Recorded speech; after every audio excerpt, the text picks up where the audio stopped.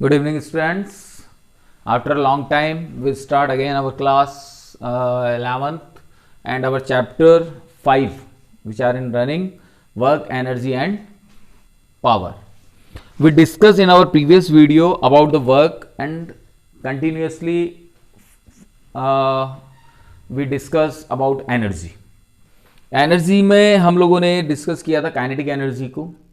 Kinetic energy में हमने कहा था कि जो एनर्जी मोशन की वजह से पजेज होती है, जो एनर्जी मोशन की वजह से क्रिएट होती है, this energy is called the kinetic energy. And the final formula of kinetic energy is half of M V square, जिसे हमने इवेल्युएट भी किया था, जिसे हमने प्रूव भी किया था. अब जो सेकंड इंपॉर्टेंट एनर्जी आती है वो आती है पोटेंशियल एनर्जी. तो हमारी जो आज का टॉपिक स्टार्ट कर रहे हैं हम एनर्जी में, हमारा टॉपिक चल रहा था एनर्जी, और इस एनर्जी के अंदर भी जिसकी हम बात कर रहे हैं वो है आपकी पोटेंशियल एनर्जी.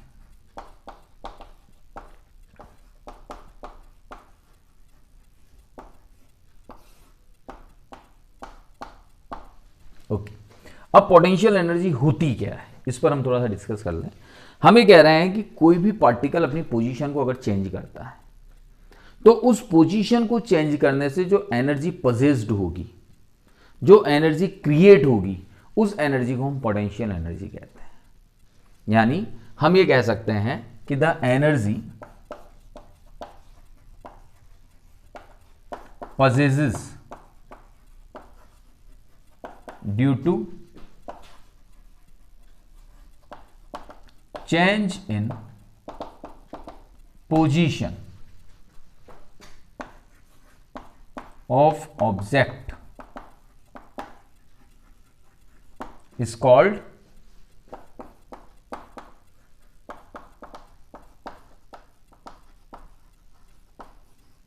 Potential energy. उस कंडीशन में वो एनर्जी कौन सी एनर्जी कहलाती है? पोटेंशियल एनर्जी कहलाती है. अब ये पोटेंशियल एनर्जी किसी भी फॉर्म में हो सकती है. ये पोटेंशियल एनर्जी आपकी ग्रेविटेशनल पोटेंशियल एनर्जी हो सकती है, ये पोटेंशियल एनर्जी आपकी इलास्टिक पोटेंशियल एनर्जी हो सकती है, ये पोटेंशियल एनर्जी आपकी electric and chemical potential energy हो सकती है. तो जो हम एनर्जी की बात करते हैं तो हर वो सिस्टम जिसके अंदर पार्टिकल या ऑब्जेक्ट अपनी पोजीशन को चेंज कर देता है, वहीं पर पोटेंशियल एनर्जी क्रिएट हो जाती है, वहीं पर पोटेंशियल एनर्जी प्रोड्यूस हो जाती है. ठीक है, तो अब यहां पर हम ये कहते हैं कि अगर हम पोटेंशियल एनर्जी की बात करते हैं, जैसे पोटेंशियल एनर्जी हम किसी बॉडी की बात कर रहे हैं जो हाइट पर है. कहां पर है? हाइट पर. तो अगर हाइट पर कोई बॉडी है तो उस कंडीशन में अर्थ का ग्रेविटेशनल फोर्स उस पर वर्क करेगा. भाई जैसे यहां पर इस जगह से ये हाइट है और यहां कोई ऑब्जेक्ट रखा हुआ है, ऑब्जेक्ट रखा हुआ है तो mg फोर्स जो है वो इसके ऊपर वर्क करेगा, और h हाइट पे रखा हुआ है. तो इनिशियली इसकी जो पोजीशन है वो यहां से और यहां, दैट मीन चेंज हो रही है पोजीशन. तो इस चेंज पोजीशन के कारण से जो यहां पोटेंशियल एनर्जी क्रिएट हुई, वो पोटेंशियल एनर्जी कौन सी कहलाएगी? This is called the gravitational potential energy, क्योंकि वो ग्रेविटी की वजह से क्रिएट हो रहा है. तो ये एनर्जी कौन सी एनर्जी कहलाएगी? This is called the gravitational potential energy. हम यहां पर बात करते हैं, जैसे हम एक एग्जांपल लेते हैं कि work can be done by dropped the collected water from the dam situated at the height. तो उसके अंदर भी कौन सी एनर्जी होगी? Potential energy. क्योंकि जब पानी ऊपर से नीचे गिरेगा, डैम में से जब पानी नीचे छोड़ते हैं, ऊपर से नीचे जब वो गिर रहा है तो उसमें हाइट है, और नीचे क्यों गिर रहा है? Due to the gravitational force. तो हाइट और ग्रेविटेशनल फोर्स मिलकर या जो वर्क डन होता है वो वर्क डन फिर किसके इक्वल हो जाता है? ग्रेविटेशनल पोटेंशियल एनर्जी के इक्वल हो जाता है, क्योंकि उसमें ग्रेविटेशन और हाइट दोनों कंबाइंड हो रही है. उसमें उस वाटर की पोजीशन चेंज हो रही है. जो वाटर पहले हाइट पे था, हाइट से किधर आ गया? सरफेस पे आ गया. तो जहां भी पोजीशन चेंजिंग मिलेगा वहां पर आपको पोटेंशियल एनर्जी मिलेगी. अब वो अगर ग्रेविटी की वजह से हो रहा है तो फिर वो कौन सी पोटेंशियल एनर्जी होगी? It is called the gravitational potential energy. इसी तरह से पोटेंशियल एनर्जी इलास्टिसिटी की वजह से भी होती है. जैसे आपने एक रबर का टुकड़ा लिया, रबर का टुकड़े को लिया और खींचा और छोड़ दिया, तो जब आप उसे खींच रहे हैं तो आप उसकी पोजीशन में चेंज कर रहे हैं.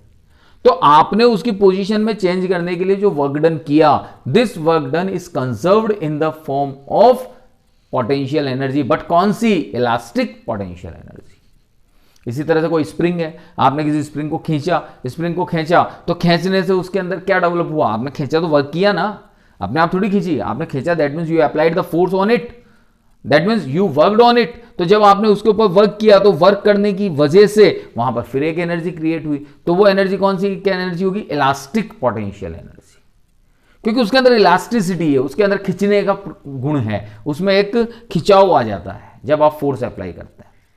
तो this potential energy is called the elastic potential energy. Okay, इसी तरह से जब हम बात करते हैं कि कोई भी एनर्जी स्टोर की हम बात कर रहे हैं, energy store in the form of chemical potential energy की फॉर्म में भी एनर्जी स्टोर हो सकती है। डिफरेंट फ्यूल्स हैं, पेट्रोल है, डीजल है, तो इनके अंदर जो पोटेंशियल एनर्जी होती है वो किसकी फॉर्म में होती है, केमिकल पोटेंशियल एनर्जी की फॉर्म में होती है। तो पोटेंशियल एनर्जी दैट मीन्स अलग अलग एनर्जीज जो अलग अलग रीजंस की वजह से क्रिएट होती है, जो पार्टिकल की पोजीशन चेंज कर देती है, उसे हम पोटेंशियल एनर्जी कहते हैं। ओके ओके, तो अब हम यहां पर बात करते हैं कि वर्क और एनर्जी का रिलेशन क्या है।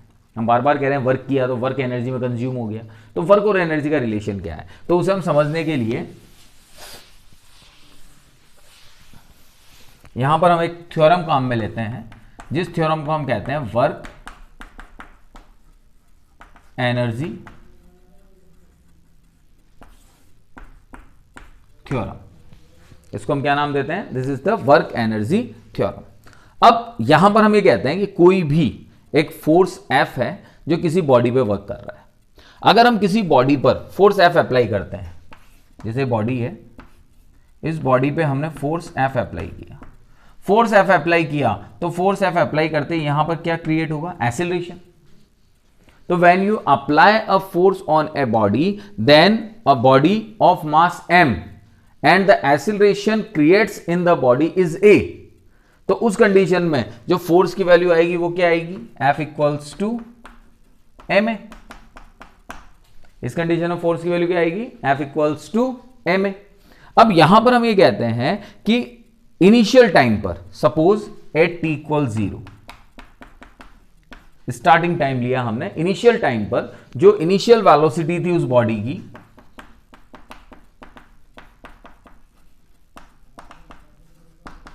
वो हमने सपोज कंसिडर की u, और फाइनल टाइम t पर जो फाइनल वेलोसिटी थी वो हमने कंसिडर की v। बट t इक्वल 0 पर तो इनिशियल वेलोसिटी क्या कंसिडर कर लिया हमने u, और फाइनल टाइम t पर फाइनल वेलोसिटी क्या कंसिडर कर लिया हमने v। ठीक है, तो अब हम यहां पर इक्वेशन ऑफ मोशन लगाते हैं, third equation of motion.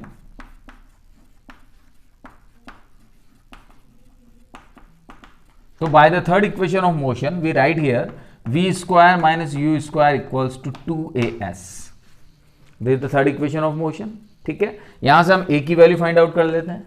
Then a is the v square minus u square by 2s. ठीक, put this value in 1.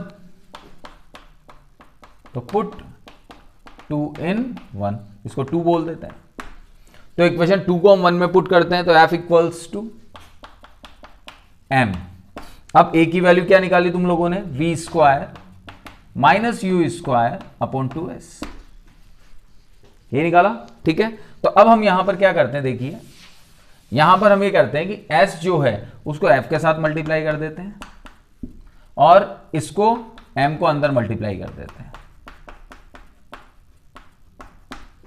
ठीक है, तो अब ये f इंटू एस मिलकर तो क्या बना, वर्क, फोर्स इंटू डिस्प्लेसमेंट।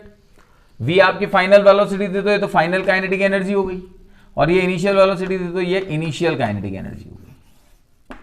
तो वर्क एनर्जी थ्योरम क्या कहती है, वर्क एनर्जी थ्योरम कहती है कि जो टोटल वर्क डन होता है वो वर्क डन किसी भी ऑब्जेक्ट के द्वारा, जो भी वर्क डन किया जाता है वो work done change in kinetic energy के इक्वल होता है। यानी work done on the object या work done by the object is equals to the change in kinetic energy. This is your work energy theorem. Okay, चलिए अब देखते हैं आगे।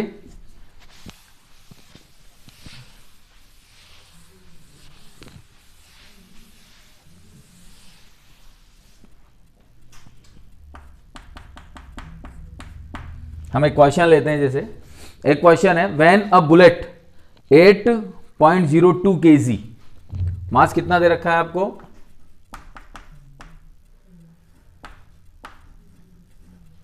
0.02 kg, ठीक है, 0.2 kg, सॉरी, यहां आपको मास गिवन है यहां पे m इक्वल्स टू 0.2 kg, ठीक है। Weight, when a bullet of 0.2 kg weight penetrate a target, then its velocity decreases from 600 metre second to 100 metre पर सेकेंड। तो इनिशियल कितनी थी? 600 मीटर पर सेकेंड, और डिक्रीज होकर कितनी हो गई? 100 मीटर पर सेकेंड, ठीक है। तो आपसे क्वेश्चन में कहा गया है कि इस कंडीशन में how much energy spends to penetrate the target. तो कितनी एनर्जी स्पेंड हुई, पहली चीज तो ये निकालनी है आपको। और थिकनेस ऑफ टारगेट दे रखी है आपको 0.2 मीटर। तो यहां पर जब हम बात करते हैं कि कितनी एनर्जी स्पेंड हुई, तो हम यहां पर कहते हैं कि W इक्वल्स हम जानते हैं KF माइनस KI। KF क्या है आपका? This is the half of M V square minus half of M U square. तो जो आपका M है वो तो 0.2 है। अब V कितना है आपका? 100, तो ये 100 का स्क्वायर, और ये है आपका 600, तो ये 600 का स्क्वायर, ठीक है। जब आप इसे सॉल्व करते हैं तो उस कंडीशन में, अच्छा एक चीज और, चेंज इन काइनेटिक एनर्जी कैसे निकालेंगे? Change in kinetic energy higher में से हमेशा लोअर को लेस करेंगे। तो यहां पर हायर कौन है? इनिशियल, और लोअर कौन है? फाइनल। तो इस जगह पर थोड़ा सा हमें चेंज करना है। This is U square, this is V square, तो this is 600 and this is 100। तो kinetic energy can never be negative, okay.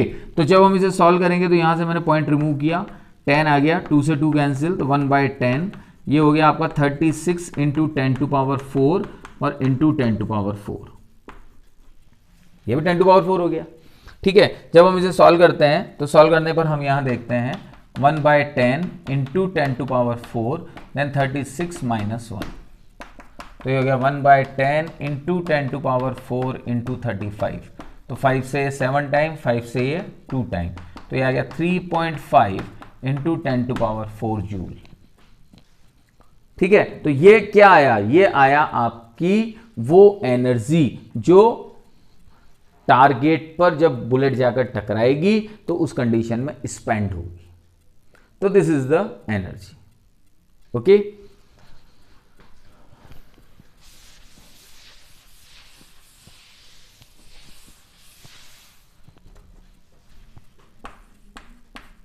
Okay, अब यहां पर हम एक नेक्स्ट क्वेश्चन देखते हैं कि an alpha particles enters in an electric field with slowly speed. In this electric field a force 4 into 10⁻⁻16 newton. Force कितना दे रखा है? This one. और आपसे क्या कहा गया है? Calculate the kinetic energy of alpha particle to cover 0.05 metre distance in the electric field. तो यहां पर S equals to 0.05 metre distance वो कवर कर रहा है, ठीक है। तो आपसे पूछा गया है calculate the kinetic energy of alpha particle. तो काइनेटिक एनर्जी,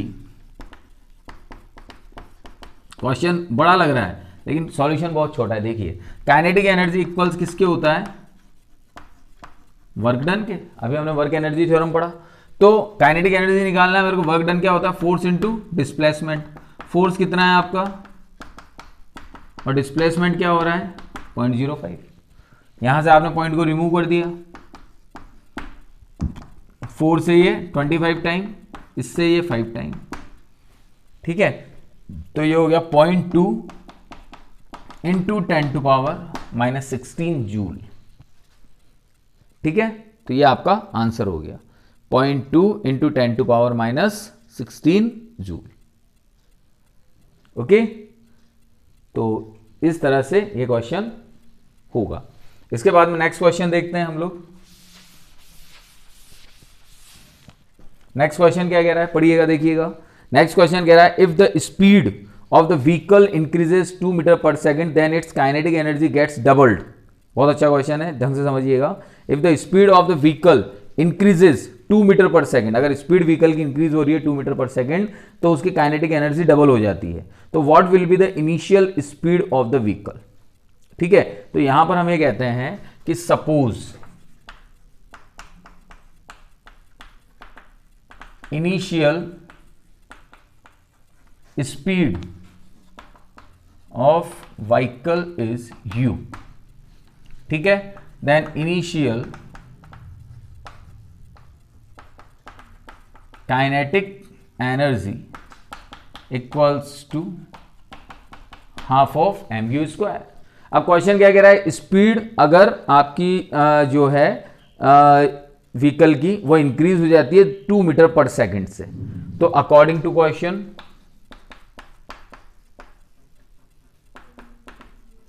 अगर ये u है ये आपका इंक्रीज हो जाता है +2 से, तो v इक्वल्स क्या हो गया u +2। तो उस कंडीशन में जो काइनेटिक एनर्जी है वो डबल हो जाएगी, तो kf क्या हो जाएगा, ट्वाइस ऑफ ki, जस्ट उसका डबल हो जाएगा जैसे क्वेश्चन में हमसे कहा गया है। तो यहां पर 2 इंटू के आई की value half of m, u की जगह क्या आ जाएगा mu स्क्वायर। ठीक है, और इधर क्या चल रहा है, के एफ फाइनल वेलोसिटी कितनी है